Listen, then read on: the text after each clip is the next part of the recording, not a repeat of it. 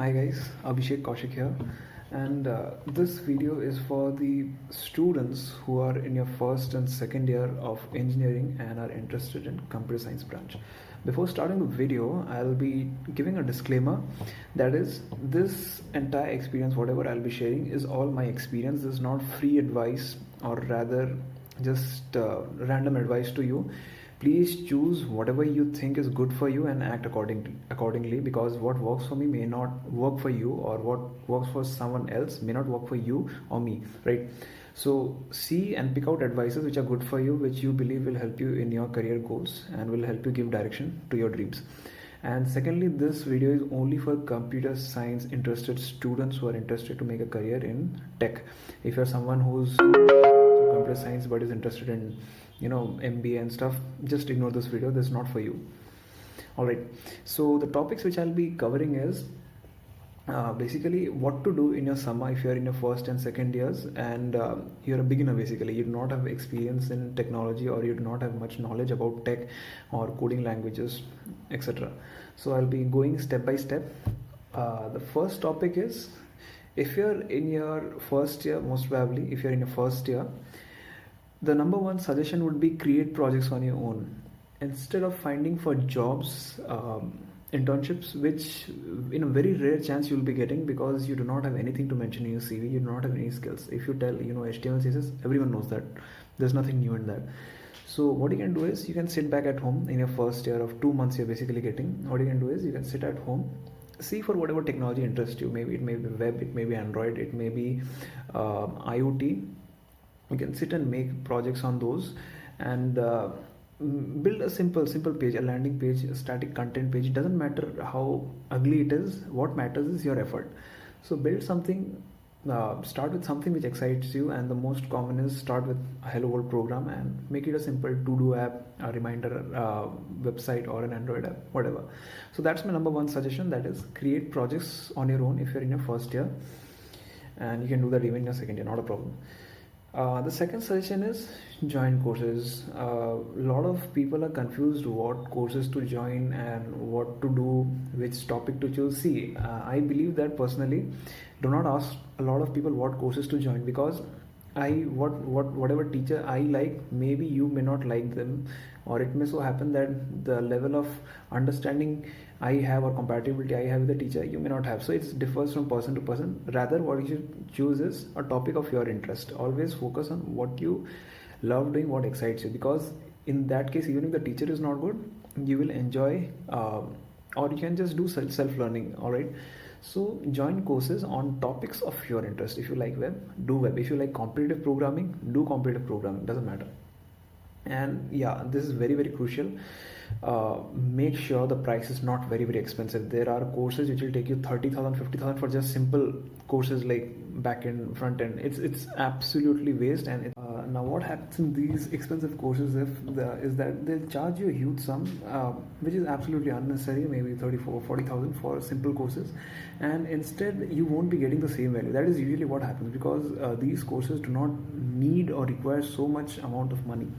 So what you can instead do is just see how much you are willing to invest. If you are willing to invest about 5,000, that's a reasonable sum. Maybe 10,000, that's fine, but make a cap.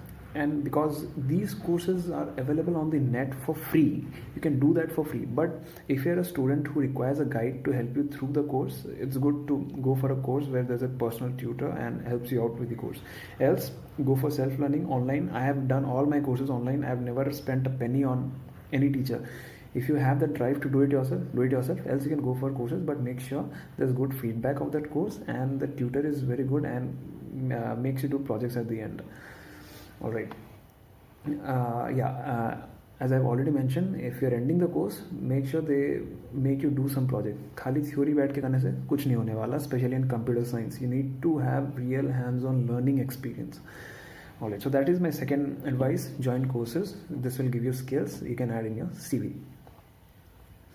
The third one is get an internship. So if you have some skills, you believe basic skills of web, basic skills of Android, or you're working in data science or any of other fields, you know about Python or machine learning, what you can do is you can make a beautiful CV, mention all your projects, whatever small things you have done, and send it out to different platforms like Internshala. You can reach out to Facebook. Okay, so if you want to do an internship in a startup, the approach which I follow is, what I do is I go to Facebook and I join a lot of startup communities. There are a lot of startup communities happening, and there's also another platform called angellist.co. So what you can do there is, AngelList is basically dating platform for getting founders for your startup or getting employees for your startups. So it's something like that. And you also have Internshala. So what you can do is, you can take your CV and reach out to people in these startup communities, the founders of startups, and give them your CV and tell that, hey, I'm interested in your startup. You may be having some role open for web development or data science internship. I would like to intern for this summer. And, when you reach out to these founders, if they have open positions, then definitely come back to you and you can do an interview and get hired. So it's easy to get internship in a startup than a big tech company, which is very difficult. They have very, very grueling rounds of interviews. All right. So that is how you can get an internship in a startup. And the last is open source. Now, what is open source? Open source is basically, there are certain softwares which you have seen in your daily life. Like, for example, the best example for open source is, you must have heard of Ubuntu, right? In our colleges, we mostly use Ubuntu, which is an operating system based out on Linux.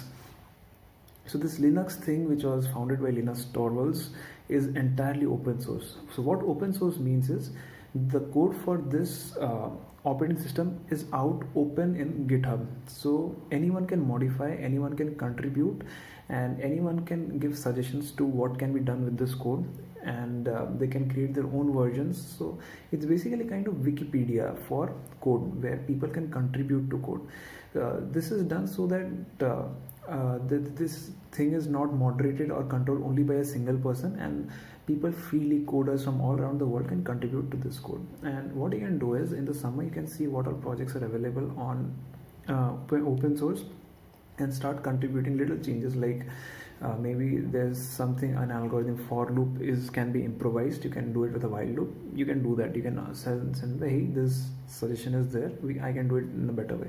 So if they accept, you can contribute to their code. And the best platform is GSOC, which is Google Summer of Code.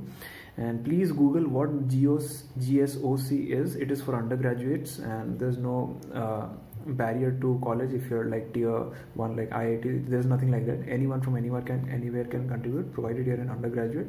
And guess what, if you complete the summer project in GSOC, you get an amount of US $3,000. If you convert it to Indian currency, it's roughly about 2 lakh rupees. So in one summer, that is 2 months of time, you can earn 2 lakh rupees as an undergraduate student. So that's a huge opportunity, and a lot of students are doing it. It's not very tough. So what you can do is, you can research about GSOC process and apply for it. With this, these were the basic steps. That is 4 steps I mentioned. First one, create projects on your own. Second one is join courses. Third one is get an internship in a startup. And fourth one being open source, contribute to open source sitting at your home.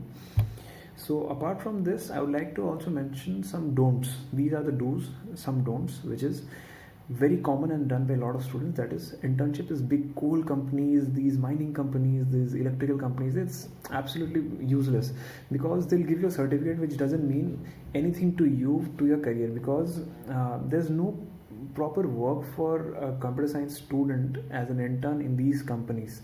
So what I would say is, do not get certificates, because even the recruiters, when you're in a final year, they know that these certificates mean nothing, and anyone can just with referrals get these certificates. So do not do internship in these big companies. Instead, sit at home and code and do a simple project, very, very simple project that holds more value than these useless certificates.